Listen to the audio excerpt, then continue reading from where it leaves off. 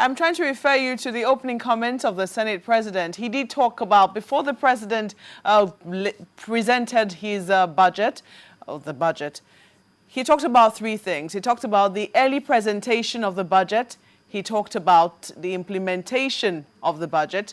And he also talked about inputs from the National Assembly. I don't know if you listened to his comments. Did you agree with him on any of the points he made? Yes, I agree very much with the Senate President, and I believe the Senate has been a very polite and well-reassuring stabilizer of our democracy. The Senate has done very well to show us that we should be optimistic going forward. What he said is true about implementation of the budget, honest implementation of proposals of intent, which is what the budget is. Also, the timely implementation of the budget. That's why it makes sense that we start from the first day of the next year, which is the 1st of January, instead of us we're doing it from how we borrowed from the military from the 31st of March. I also believe in the input, but the input should be a polite recalibration of what's already there.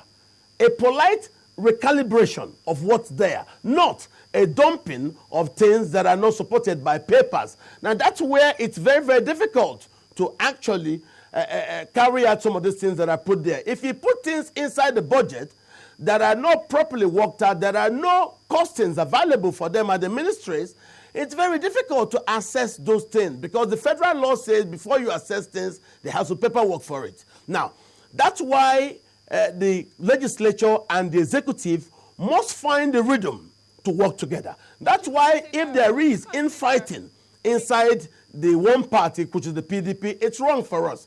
It also shows you that the problem that occurred in the House of Reps, where there was a hostile takeover of the House, so to say, and then coming through till now, there has not been a polite resolution of those differences, you know.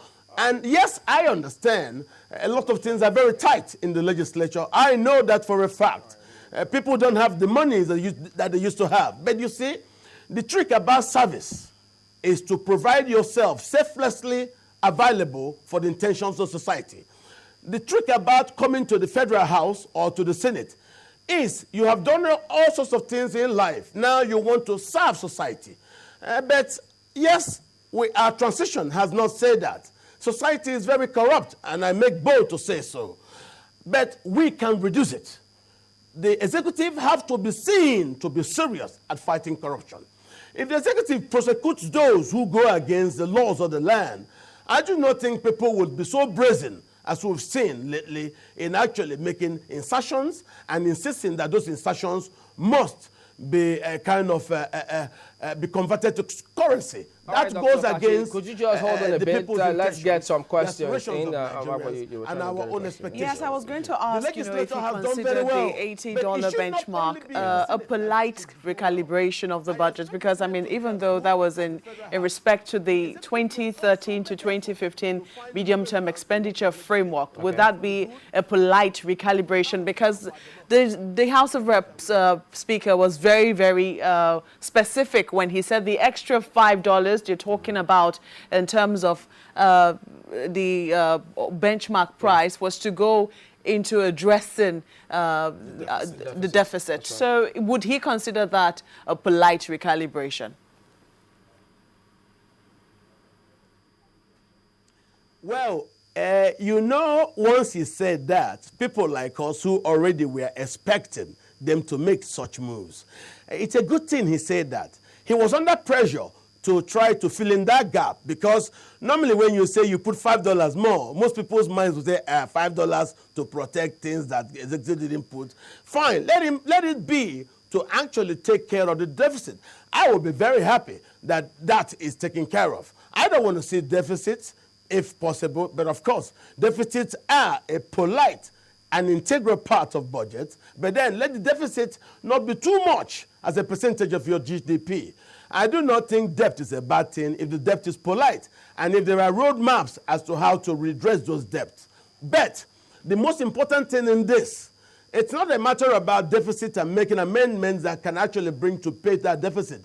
It's to find rhythm. Right. If they do not have rhythm, we suffer. If they do not have agreement, then Nigerians do not get the dividends of our democracy. To say we are making peace, we are making progress, despite what they said, I can tell you matter-of-factually, the House of Reps have been in dire straits when it comes to cash matters. They have to find a way to work with executives so as to improve that cash situation.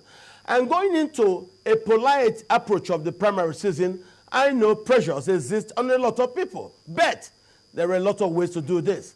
If the House of Rep says that whatever increase there could be in the expected bumping up that they think about in the oil price is to go to deficit, I will also suggest to them that deficits can be taken care of with whatever savings that we are able to achieve, because that's what it is.